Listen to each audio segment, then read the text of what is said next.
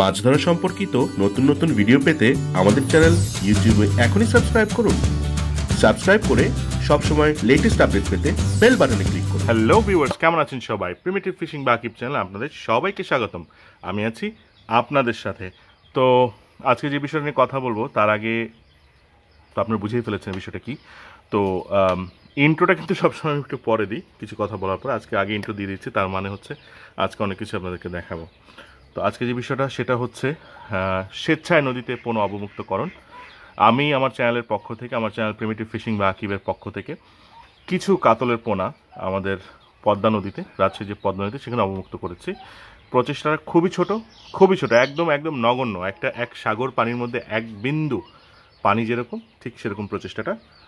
এটাকে অনেকেই, আমি বলবো নেগেটিভ সাইডটাকে বলে, অনেকে নেগেটিভভাবে ধরবেন, যেমন বলবেন যে এটা জালে উঠে পড়বে বা টিকবে না। হতেই পারে, কিন্তু আমার প্রশ্ন হচ্ছে, আপনারা কেউ কি চেষ্টাটা কখনো করে দেখেছেন? কেউ কখনো চেষ্টাটা করেছেন? আমরা কিন্তু সবাই কমপ্লেন করতে পারি, আমরা পারি সবসময় খারাপ দিকটা দেখতে, কেউ চেষ্টা করি না। আপনি চেষ্টা করেননি বা অনেকেই চেষ্টা করেনি, বিষয়টা এই কারণ ডিসকারেজ করে সবাই আপনাকে। আপনার অন্ধ ধারণাটা, সেটা থেকে একটু বেরিয়ে আসতে হবে। এটাকে নেগেটিভলি নেওয়ার কিছু নাই। অন্ধ ধারণার কথা যেহেতু বললাম, আপনি একবার চেষ্টা করেই দেখুন না। অনেকেই আছে অনেক কিছু করে, কিন্তু একটা কি দুটা পোনা আপনি ছেড়ে দেন না নদীতে, যদি বেঁচে যায়। ওই একটা বাংলা কথা আছে, আগেকার আমলে যখন টিকিট বিক্রি হতো লটারির, তখন বলা হতো যদি লাইগা যায়। ঠিক সেমভাবে আপনি ছাড়েন না। গণপ্রজাতন্ত্রী বাংলাদেশ সরকার বিভিন্ন রকম প্রজেক্ট নিয়েছে। মৎস্য অধিদপ্তর বা প্রাণী সম্পদ অধিদপ্তর, অনেক রকম কিন্তু প্রজেক্ট আছে। তারা কিন্তু, আমরা কিন্তু সাধারণত আমাদের চোখে পড়ে না, বিকজ আমরা জিনিসগুলো খুঁজি না। তারা কিন্তু পোনা অবমুক্ত করেন, প্রতি বছরই পোনা অবমুক্ত করেন। আমি এভাবে বলবো যে এই মুহূর্তে আমরা নদী থেকে যে মাছগুলো ধরি, একটা দুটা যাই পাই না কেন, যতটুকুই পাই না কেন, যে মাছগুলো আমরা ধরি, আমরা মৎস্য শিকারী, সেটা কিন্তু এই গণপ্রজাতন্ত্রী বাংলাদেশ সরকারেরই অবদান। এটা যেই ক্ষমতায় থাকুক না কেন, সেটা না, গণপ্রজাতন্ত্রী বাংলাদেশ সরকারের অবদান। এটা একটা কন্টিনিউয়াস প্রসেস। সরকার কিন্তু কাজগুলো করে যায়, কিন্তু তারপরেও আমরা কতটুকু করি, আমরা কিন্তু কেউ এটা নিয়ে ভাবি না, আমরা গায়ে লাগাই না। আমি একটা কথা বলি আপনাদেরকে আজকে। অনেকে আছেন স্মোক করেন, তাই না? সিগারেট খান তো অনেকে আছেন। একটা বাংলায় যেটাকে বলা হয় ধুম্রশলাকা, একটা সিগারেটের দাম কত? একটা গোল্ড লিফের দাম 8 টাকা, একটা বেনসনের দাম 11.5 থেকে 12 টাকা। 12 টাকা কিন্তু, 8 টাকা কিন্তু একটা মাছের, একটা হলেও আপনি মাছের পোনা পাবেন। একটা সিগারেট কম খেয়ে আপনি মাছটা ছাড়েন না কেন? একটা মাছ আপনি নদীতে ছেড়ে দেন, ফিসাবিলিল্লাহ, আপনি যে ধরনের হোক না কেন, আপনি ছেড়ে দেন একটা মাছ, দেখেন না কি হয়। এতটুকু প্রচেষ্টাও তো একটা প্রচেষ্টা, তাই না? আমি বলবো, আমার চ্যানেলে যারা সাবস্ক্রাইবার আছেন সবাই চেষ্টা করবেন যে বছরে একটা করে হলেও কিন্তু মাছ নদীতে ছাড়তে। আপনি নিচ্ছেন, কিছু কি দিবেন না? অবশ্যই আপনি নিচ্ছেন। এই নদী থেকে, এই ন্যাচারাল জায়গা থেকে, প্রকৃতি থেকে, ধরনী থেকে অনেক কিছু নিচ্ছেন, কিছু কি দেবেন না?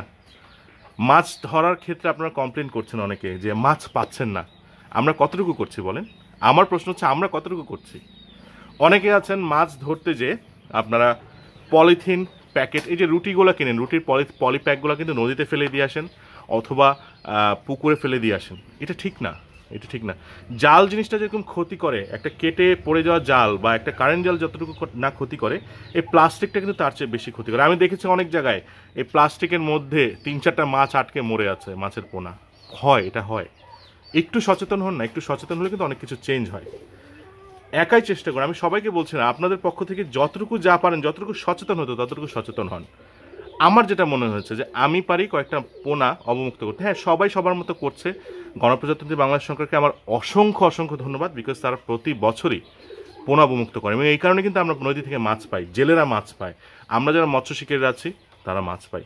কিন্তু মাছগুলো তো, সরকারের তো একটা ক্যাপাসিটি আছে, তারপরে এক্সট্রা কি আমরা করতে পারি না? আমরা 1 কেজির একটা মাছ নদী থেকে নিয়ে আসতে পারি, কিন্তু আমরা কি 10 গ্রামের একটা পোনা ছাড়তে পারি না? এই বিষয়টা নিয়ে আমি আজকে কথা বলতে এসেছি। তো আমার যে প্রচেষ্টাটা ছিল, এটা অনেক দিন থেকে আমি চিন্তা করেছিলাম। আমি ভাবলাম যে আর না, আমার দিয়ে দেওয়া উচিত, বিকজ এখন পানি কমে গেছে, কদিন পরে আবার হয়তো 2 মাসের মধ্যে বর্ষা চলে আসবে, এখন একটা ছাড়ার সময়। আর তাছাড়া হচ্ছে, আমি চাচ্ছিলাম যে আরও কিছু পোনা জোগাড় করতে, যেহেতু পোনা জোগাড় করতে একটু কমপ্লেক্স প্রসেস। কেন আমি বলছি? রেণু পোনাটা কিন্তু নদীতে খুব একটা থাকতে পারে না এই কারণে, কারণ আর বাঘার বা বোয়াল এরা কিন্তু খেয়ে ফেলে। সো যতটুকু আমি চেষ্টা করছি 1 ইঞ্চি সাইজের পোনা আনতে, কিন্তু এটা ম্যাচ করাও খুব কঠিন, বিকজ বাংলাদেশে পুকুরের যে কালচারটা, যে পুকুরের যে ব্যবসার কালচারটা, এখানে হচ্ছে এক মাছ থেকে এক পুকুর থেকে মাছ একটু বড় করে আরেক পুকুরে সেট করা হয়। সো সহজে কেউ দিতে চায় না, সবার কিন্তু প্ল্যান করা, আগে থেকে বুক করা যে আমি এভাবে নিব, এই কটা মাছ নিব। সো আমার আজকে চলে এসেছে কাতলের অর্ডার ছিল। আমি কাতলের অর্ডার দিয়েছিলাম 1 আঙ্গুল সাইজের 50 কেজি। হ্যাঁ, 50 কেজি কাতলের বাচ্চা অর্ডার দিয়েছিলাম।